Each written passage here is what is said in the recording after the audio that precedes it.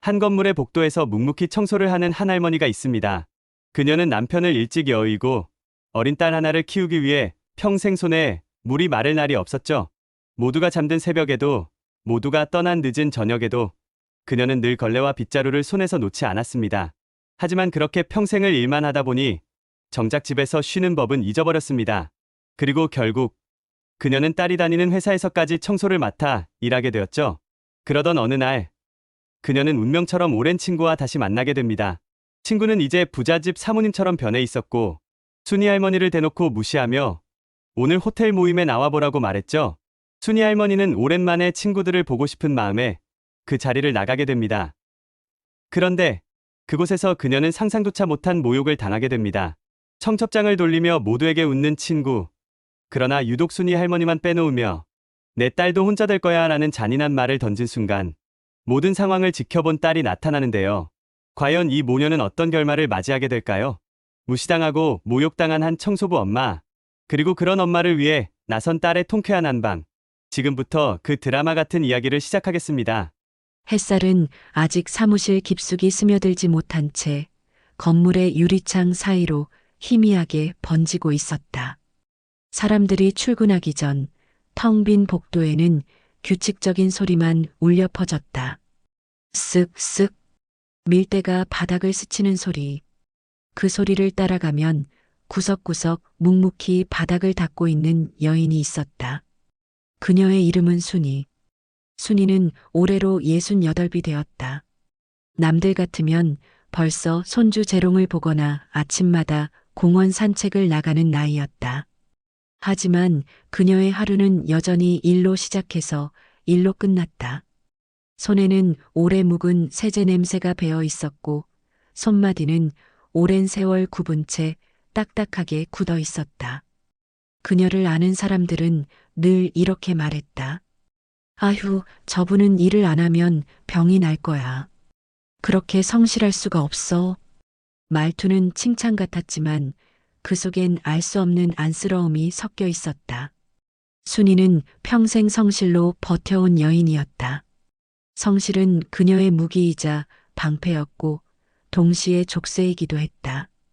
순이의 남편은 세상을 일찍 떠났다. 딸아이가 아직 중학생일 때였다. 갑작스러운 사고였다. 남편이 운전하던 트럭이 눈길에 미끄러져 전복된 것이다. 그날 밤 경찰관이 찾아와 말없이 모자를 벗고 고개를 숙이던 장면은 아직도 선명하다. 귓속에서 웅웅 울리던 소리와 함께 세상이 무너져 내리는 듯한 느낌만이 전해졌다. 그날 이후 순이는 두 가지 다짐을 했다. 절대 울지 않는다. 그리고 딸만은 어떻게든 지켜낸다. 눈물이 목까지 차올라와도 꼭 삼켰다. 밤새 일을 나가도 아침마다 딸 도시락은 꼭 챙겼다. 하루에 3군데 일을 돌며 손톱이 닳아 없어져도 순이는 웃으려 했다. 시간이 흘러 딸은 대학을 졸업하고 스스로 설 수 있는 어른이 되었다. 그동안 순이는 작은 집 한 채를 마련했고 은행 통장에는 남들보다 조금은 여유 있는 돈이 쌓였다. 겉으로 보자면 이제 그만 일을 내려놓고 편히 쉬어도 될 순간이었다. 하지만 이상하게도 순이는 집에만 있으면 불안했다. 하루 이틀은 TV 드라마를 보며 시간을 보낼 수 있었지만 사흘째만 되면 손이 근질근질했다. 빗자루를 잡아야 마음이 놓였고 바닥에 물걸레질을 해야 비로소 살고 있다는 실감이 났다. 이웃들이 말했다. 순이 아줌마, 이제 좀 쉬어. 몸도 챙기고 여행도 다니고 그만하면 됐잖아. 그러면 순이는 껄껄 웃으며 대답했다. 나는 말이야, 노는 게 더 힘들어. 몸이 움직여야 마음이 편해. 사실 그 말 속에는 작은 두려움이 숨어 있었다. 만약 일을 멈추면 자기가 존재할 이유도 멈춰버릴 것 같았다. 순이가 이렇게 살 수 있었던 이유는 단 한 가지, 딸이었다. 딸은 순이의 전부였다. 새벽까지 청소를 하고 돌아와도 지친 얼굴로 책상 앞에 앉아 공부하는 딸을 보면 온 피로가 눈 녹듯 사라졌다.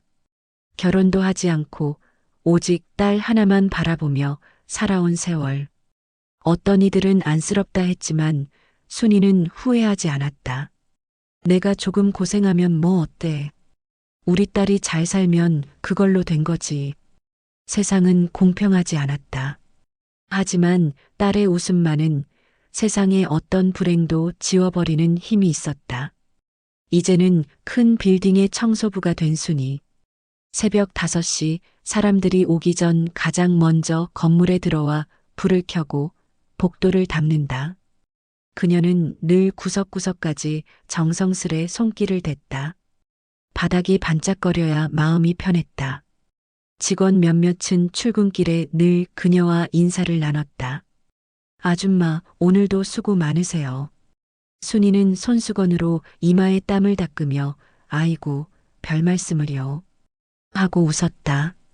그 웃음에는 세상의 피로가 녹아 있었고 동시에 묘한 당당함이 배어 있었다. 하지만 아무리 바빠도 마음 한구석에는 공허함이 남았다. 사람들은 퇴근 후 친구들과 술 한잔하고 주말이면 여행을 떠난다고 했다. 순이는 집에 돌아가면 불 꺼진 방에서 혼자 라디오를 들으며 시간을 보냈다. 어쩌다 중학교 시절 친구들이 떠올랐다.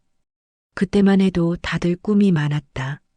누군가는 선생님이 되고 싶다 했고, 누군가는 가게를 차리고 싶다 했다. 그 시절 함께 웃던 얼굴들이 지금은 어디서 어떻게 살고 있을까? 순이는 그런 생각을 하다가도 금세 마음을 접었다. 애인 나 같은 사람이 무슨 세상과 자신 사이에 선을 긋는 것이 익숙해져 있었다. 그날도 평소처럼 복도를 닦고 있었다. 아직 이른 시간이었지만 갑자기 뒤에서 누군가 다가오는 발소리가 들렸다. 순이는 본능적으로 고개를 숙인 채 밀대를 움직였다. 하지만 그 목소리가 귓가를 스쳤을 때 그녀의 손이 덜컥 멈췄다. 혹시 순이 아니니? 그 순간 순이의 손에서 밀대가 덜컥 멈췄다. 등골을 타고 땀이 흘렀다. 낯익은 목소리, 그러나 너무 오랜 세월이 흘러 망설여질 만큼 아득한 이름. 순이는 천천히 고개를 돌렸다. 그리고 그 자리에서 얼어붙고 말았다. 거기 서 있는 건 중학교 시절 단짝이었던 영옥이었다. 순이의 머릿속에 오래된 기억이 번쩍 스쳤다. 교복 치맛자락을 휘날리며 운동장에서 함께 뛰어놀던 날들. 순아, 우리 나중에 어른 되면 꼭 같이 여행 가자. 서로의 꿈을 속삭이며 손을 꼭 잡던 어린 시절의 장면들. 그 모든 것이 파노라마처럼 되살아났다. 하지만 지금 눈앞에 선 영옥은 그때와는 전혀 다른 빛을 내뿜고 있었다. 고급스러운 원피스, 반짝이는 목걸이, 세련된 헤어스타일. 마치 잡지 속에서 막 튀어나온 부잣집 사모님 같았다. 정말 순이 맞구나. 세상에 이렇게 만날 줄이야. 영옥은 활짝 웃었지만 그 눈빛 속에는 묘한 우월감이 깔려 있었다. 순이는 순간적으로 얼굴이 화끈거렸다. 자신은 고무장갑을 낀 채 손에는 걸레를 쥔 모습. 비교될 수밖에 없는 현실이 그대로 드러나는 순간이었다. 억지로 웃음을 지으며 대답했다. 영호가 정말 오랜만이다. 영옥은 순이를 위아래로 훑어보았다. 그리고 잠시 말을 망설이다가 어색하게 던졌다. 여기서 이래. 아, 그렇구나. 그 말 속에는 미묘한 놀라움과 알 수 없는 멸시가 함께 섞여 있었다.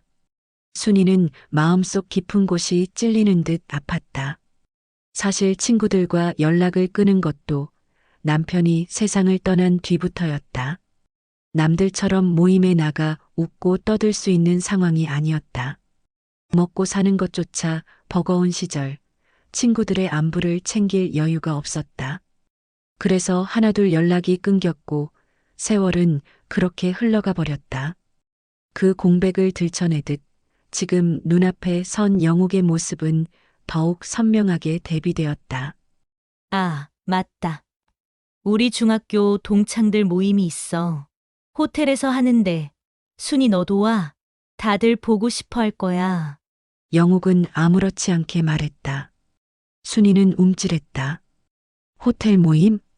그녀에겐 너무 낯설고 부담스럽고 한편으론 두려운 자리였다. 하지만 동시에 마음 한구석이 간절히 흔들렸다. 나도 보고 싶다. 그 시절 친구들을. 순이는 속으로 중얼거렸다. 영옥은 명함을 꺼내 건넸다. 여기 연락해.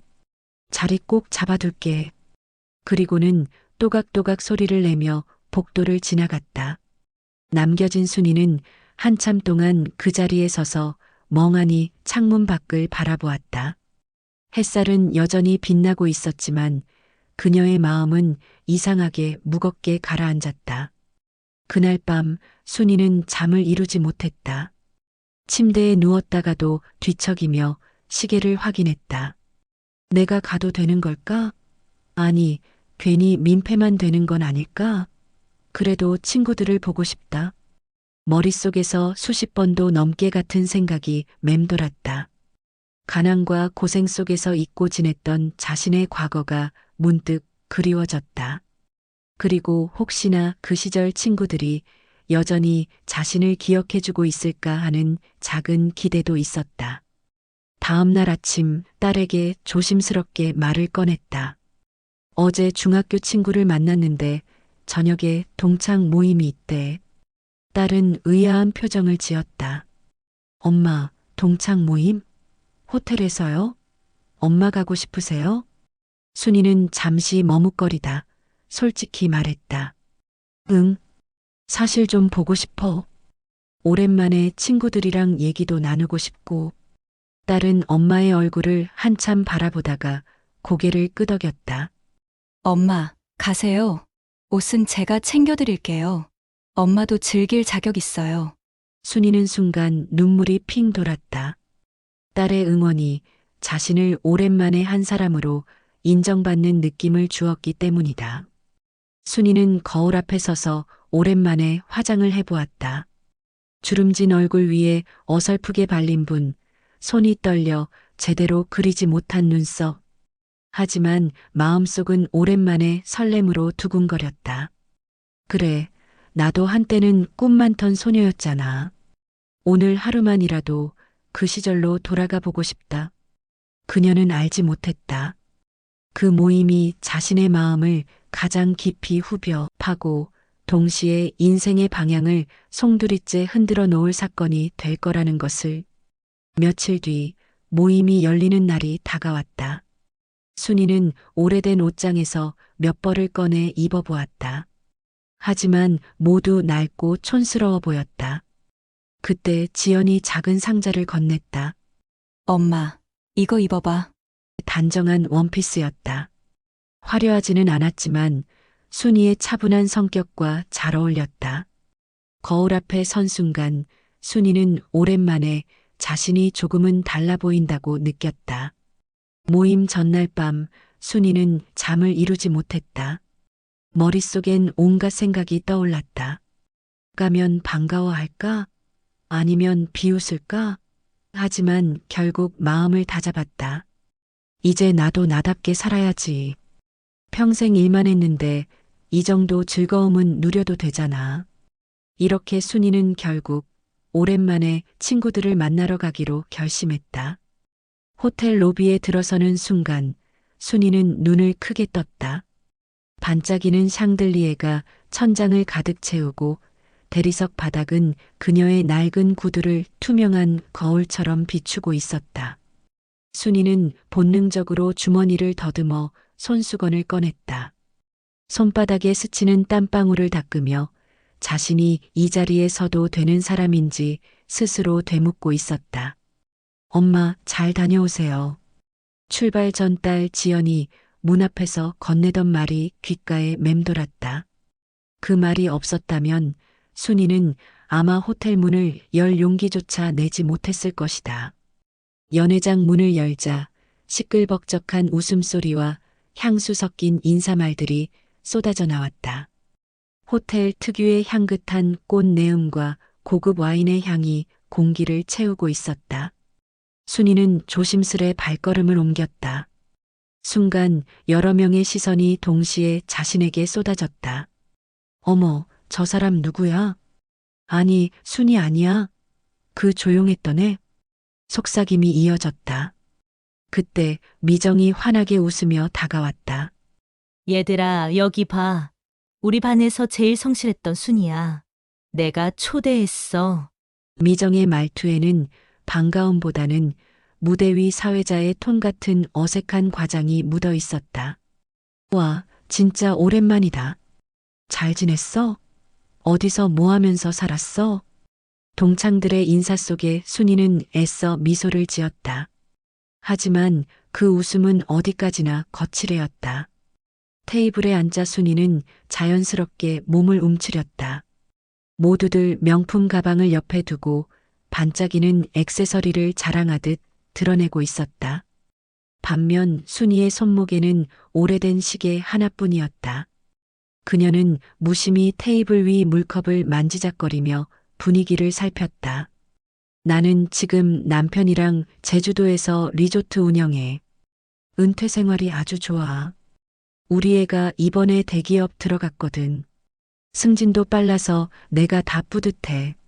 나는 미국에 사는 딸네 집 다녀왔는데 손주 영어하는 거 보니까 너무 신기하더라니까. 자랑과 비교가 오가는 대화 속에서 순이는 껴들 틈을 찾지 못했다. 마치 투명 인간이 된 듯 대화의 고리는 그녀를 피해 지나갔다. 친구 한 명이 선심 쓰듯 순이에게 물었다. 너는 요즘 어때? 순이는 용기를 내어 말했다. 나는 그냥 딸이랑 둘이 살고 있어. 딸이 회사를 다니는데 꽤 열심히 잘하고 있지. 그 말에 잠시 정적이 흘렀다. 그리고 곧이어 누군가 웃으며 말했다. 아직도 딸이랑 같이 살아? 그래도 혼자보다야 낫지. 말은 웃음처럼 가볍게 던져졌지만 순이의 마음에는 깊은 상처로 박혔다. 미정은 와인잔을 들고 순이를 힐끗 보았다. 그 눈빛에는 오래된 우정 대신 미묘한 우월감이 번져 있었다. 순이야. 그래도 이렇게 나오니까 좋지? 평생 고생만 했으니 오늘은 그냥 즐겨. 그 말은 따뜻한 위로 같았지만 듣는 이에게는 내 자리는 여기야라는 선을 긋는 듯한 뉘앙스였다. 순이는 자꾸만 가슴이 답답해졌다. 친구들의 웃음소리가 귀를 때릴수록 자신이 작아지는 기분이 들었다. 하지만 동시에 속에서 작은 불꽃이 일었다. 나도 평생 열심히 살았다. 내가 여기서 왜 주눅 들어야 하지? 그러나 그 용기는 친구들의 또 다른 말에 금세 꺼져버렸다. 근데 순이, 너 남편 일찍 세상 떠났잖아. 그럼 딸이 혼자 크면서 많이 힘들었겠네. 아빠 없이 경제적으로 힘들었겠네. 불쌍해. 순이 너도 고생한 티가 줄줄 난다. 그 말은 순이의 가슴을 찢어버렸다. 사람들이 웃고 떠드는 와중에 그 말은 공개된 자리에서 그녀를 낙인 찍는 것과 다름없었다. 우리 딸이 저렇게 된 건 다 내 처지 때문이라는 비수 같은 말. 순이의 눈가가 순간 젖어들었다. 그러나 그녀는 애써 고개를 숙이고 물잔을 들며 감정을 삼켰다.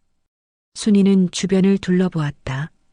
화려한 샹들리에 고급스러운 음식들, 화려하게 웃는 친구들. 그 모든 것이 자신을 더욱 초라하게 만들었다. 내가 왜 여길 왔을까? 그냥 집에서 딸이랑 밥이나 먹을 걸. 그녀의 마음속에 후회가 서서히 자리 잡기 시작했다. 어느새 식사가 본격적으로 시작되고 있었다. 테이블 위엔 접시마다 예술작품처럼 꾸며진 음식들이 놓였다. 스테이크 위에 올려진 버섯 소스, 정교하게 다듬어진 아스파라거스, 입안에서 사르르 녹는다고 소문난 디저트까지. 순이는 처음 보는 음식들을 앞에 두고 당황스러웠다. 평생 밥상 위에 올라온 건 된장찌개와 김치, 그리고 계절마다 다른 나물들이었다. 눈앞의 음식들은 도무지 어디부터 손을 대야 할지 알 수가 없었다. 순이야, 이렇게 포크로 썰어서 먹는 거야. 미정이 능숙하게 시범을 보이며 말했다. 순이는 얼굴이 화끈 달아올랐다. 내가 왜 이런 것도 몰라서. 순간 어린아이처럼 쑥스러움이 몰려왔다. 그러나 순이는 마음을 다잡았다. 내가 여기까지 온 게 괜히 욕심이 아니라는 걸 보여줘야지. 그래, 나도 고생했어. 못난 게 아니야. 순이는 서툴지만 최대한 자연스럽게 웃으며 포크를 들었다. 그리고는 옆에 앉은 친구들에게 물었다. 다들 참 잘 지낸다. 이렇게 보니 옛날 생각도 나고 좋네. 그러자 한 친구가 와인잔을 들며 대답했다. 우리야 뭐 다 애들 덕에 사는 거지. 순이는 딸이랑만 산다 했지? 대단하다. 혼자서 그만큼 키웠으니. 말은 칭찬 같았지만 웃음 사이로 섞인 은근한 뉘앙스는 순이의 가슴을 서늘하게 만들었다. 식사가 무르익고 자리마다 웃음소리와 대화가 오가는 가운데 순이는 작은 결심을 했다.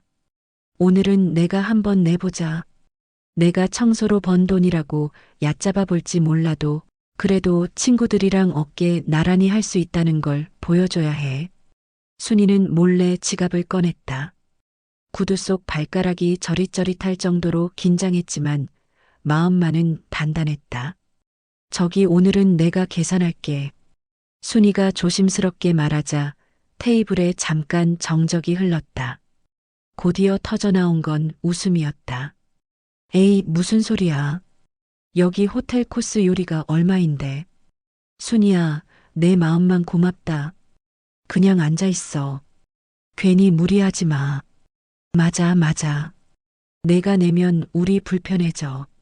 그냥 우리 중에서 낼 테니까 걱정하지 마. 친구들의 말투는 마치 아이가 어른 흉내내는 걸 대수롭지 않게 넘기는 듯했다. 순이는 얼굴이 벌겋게 달아올랐다. 웃음소리에 숨이 막혔고 손에 쥔 지갑은 점점 무겁게 느껴졌다.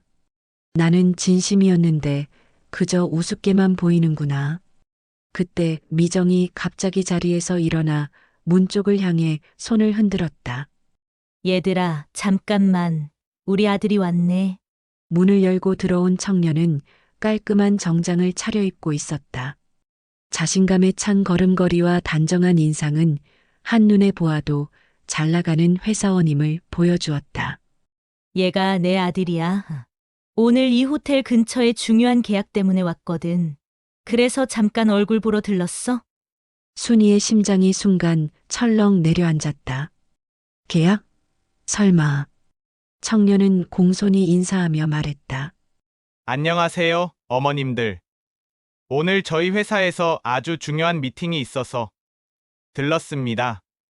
사실 이번 계약만 성사되면 회사에서 큰 성과를 낼 수 있거든요. 미정은 뿌듯한 듯 아들을 바라보며 말했다. 얘가 말하는 계약이 바로 건설하고 하는 거야. 우리 아들이 주도적으로 맡았다니까. 순이는 숨을 죽였다. 그 이름은 낯설지 않았다. 바로 지연 자신의 딸이 일하는 회사였다. 지연이가 이번에 준비하는 계약이 분명히 건설이라고 했는데 그렇다면 저 친구 아들이랑 마주치는 건가? 그 순간 미정이 웃으며 말을 이었다. 얘들아, 사실 오늘 동창 모임에 온 것도 일부러 이 근처로 예약한 거야. 자랑스럽지 않니? 우리 아들은 참 잘났지. 그 말에 여기저기서 박수가 터져나왔다. 역시 미정이 아들이야. 엄마 닮아서 똑똑하네. 대단하다 진짜. 그때 미정이 가방에서 무언가를 꺼냈다. 곱게 장식된 청첩장이었다. 얘들아, 사실 다음 달 우리 아들 결혼식이 있어. 청첩장이 테이블을 돌며 모두의 손에 하나씩 들어갔다. 그러나 순이의 자리 앞에서만 멈췄다. 미정이 슬쩍 웃으며 말했다. 순이 너한테는 안 줘도 되지? 내 남편도 일찍 세상 떠났으니까 혹시라도 그런 기운이 옮으면 안 되잖아. 나쁜 건 피해야지. 안 그래? 그 말은 칼날이었다. 많은 사람들 앞에서 순이의 상처를 다시 파헤치는 모욕이었다. 테이블 위에 웃음소리가 멈췄고 몇몇은 어색하게 시선을 피했다. 그러나 대부분은 침묵했다. 순이의 가슴은 무너져 내렸다. 눈물이 치밀어 올랐지만 애써 고개를 떨궜다. 순이의 눈가에 눈물이 맺히는 순간 연회장 문이 다시 열렸다. 그곳에 선 사람은 다름 아닌 딸 지연이었다. 사실 이 모든 장면을 지켜보고 있던 사람이 있었습니다. 바로 지연이었습니다. 지연은 회사의 중요한 결정을 내릴 위치에 있는 사람이었습니다. 그리고 이번 계약은 바로 영욱의 아들이 추진하고 있는 건이었죠. 사실 지연은 며칠 전부터 고민하고 있었습니다. 계약 조건이 너무 허술했습니다. 회사에 득이 되지 않는 조항이 많았거든요. 그래도 엄마 친구의 아들이라 어떻게든 조금 손해를 감수하더라도 진행할까 했습니다. 그러나 방금 전 엄마가 공개적으로 무시당하는 모습을 보고 말았습니다. 엄마의 굽은 어깨, 애써 웃는 얼굴, 그리고 친구라는 이름으로 던져진 모욕. 지연은 더 이상 망설이지 않았습니다. 이곳에서 엄마를 구해야지 하고 다가온 것입니다. 순이가 친구들의 모욕스러운 행동에 고개를 숙이고 눈물을 삼키던 그 순간 지연은 또렷한 목소리로 연회장에 등장했습니다. 이 계약 여기서 끝입니다. 순간 공기가 얼어붙었습니다. 영욱의 아들은 어안이 벙벙했습니다. 지연 이사님, 무슨 말씀이십니까? 계약 파기라니, 이건 곤란합니다. 지연은 단호했습니다. 곤란한 건 우리 회사입니다. 이 계약은 애초에 부족한 점이 많았어요. 나는 그래도 어머니의 체면을 생각해서 조건을 조율해 보려고 했습니다. 하지만 이제 그럴 이유가 없어졌습니다. 그리고 기본이 안 된 당신들과는 일할 수 없습니다. 영욱은 눈이 휘둥그레졌습니다. 지연아, 잠깐만. 그건 오해야. 그냥 농담처럼 한 말이지. 내 엄마랑 나는 오래된 친구잖니. 그러나 지연은 눈빛조차 흔들리지 않았습니다. 친구라면 사람을 존중했어야죠. 제 엄마를 그렇게 대하는 사람이라면 제 회사와 함께할 자격이 없습니다. 영욱의 얼굴이 하얗게 질렸습니다. 사실 순위를 가볍게 여겼습니다. 자신보다 낮은 자리에 있다고 생각했지요. 그러나 지금 그 낮게 보던 친구의 딸이 자신의 아들을 한순간에 무너뜨리고 있었습니다. 영욱의 아들은 당황한 얼굴로 어머니를 바라봤습니다. 엄마, 이게 뭐예요? 그제야 영욱은 사태의 심각성을 깨달았지만 이미 늦었습니다. 지연은 곧장 엄마에게 다가갔습니다.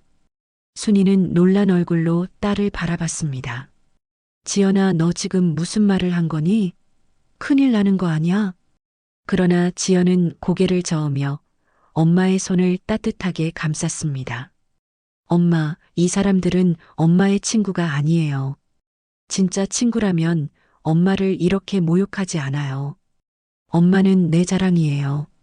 이제 더 이상 이런 사람들 때문에 상처받지 마세요. 순이의 눈가가 뜨겁게 젖었습니다. 그동안 꾹꾹 눌러왔던 서름이 딸의 한마디에 터져버린 것입니다. 순이와 지연은 함께 로비를 걸어나갔습니다. 뒤에 남은 영욱과 그녀의 아들은 그 뒷모습을 바라보며 아무 말도 할 수 없었습니다. 순이는 마음속으로 다짐했습니다. 이제는 나를 낮추며 살지 않겠다. 나를 무시하는 사람들에게 웃어주지 않겠다. 내 옆에는 내 진짜 편인 딸이 있으니까. 그 순간 순이의 발걸음은 그 어느 때보다 당당했습니다. 여러분, 순이 씨의 이야기를 들으면서 어떤 생각이 드셨나요? 어쩌면 우리도 비슷한 경험이 있었을 겁니다. 겉으로는 친구라 말하면서 사실은 우리를 깎아내리고 낮추는 사람들. 그 관계를 놓지 못하고 그래도 오래된 인연이니까라며 참고 견디던 순간들 말입니다. 하지만 결국 진실은 드러납니다. 순희 씨의 곁에 끝까지 남은 건 오래된 친구가 아니라 바로 가족이었습니다. 다른 누구도 아닌 딸 지연이었죠. 지연은 단호하게 말했습니다. 엄마, 이 사람들은 엄마의 친구가 아니에요. 그 한마디가 모든 것을 정리했습니다. 순희 씨가 마음속으로도 하지 못했던 말, 바로 그 말을 딸이 대신해 준 겁니다. 사람은 살아가면서 수많은 관계를 맺습니다. 어릴 적 친구, 직장에서의 동료, 오래된 이웃하지만 시간이 흐르면 알게 되지요. 모두가 내 편은 아니라는 것. 내가 힘들 때, 기쁠 때, 진심으로 함께 해주는 사람은 정말 소수라는 것 말입니다. 순희 씨는 뒤늦게 깨달았습니다. 내 가치를 모르는 사람들에게 웃어 보일 필요가 없다는 것. 나를 무시하는 사람들을 붙잡고 있을 이유가 없다는 것. 이제 순희 씨는 더 이상 낮은 자세로 살아가지 않을 겁니다. 그녀의 발걸음은 당당해졌고 그녀의 어깨는 곧게 펴졌습니다. 왜냐하면 세상 그 어떤 것보다 강한 든든한 편이 곁에 있기 때문입니다. 친구라는 이름으로 우리를 아프게 하는 사람보다 진짜 내 손을 잡아주는 단 한 사람. 그게 진짜 인연이고 그것이 우리가 지켜야 할 관계입니다. 혹시 지금 누군가의 말 한마디 때문에 마음이 무너져 있는 분이 계신가요? 그렇다면 꼭 기억해 주세요. 여러분의 진짜 가치는 그런 사람들의 눈에 비치는 모습이 아니라 여러분을 진심으로 사랑하는 이들의 마음속에 담긴 모습이라는 것을요. 오늘의 사연은 이렇게 끝맺습니다. 무시와 모멸 속에서도 결국 순희 씨는 딸의 손을 잡고 새로운 길을 향해 걸어갔습니다. 그리고 우리 역시 기억해야 합니다. 우리를 존중하지 않는 사람과는 멀어져도 괜찮다. 진짜 인연은 결코 우리를 상처 주지 않는다. 여러분의 삶 속에도 끝까지 내 편이 되어줄 그 한 사람이 곁에 있기를 바랍니다.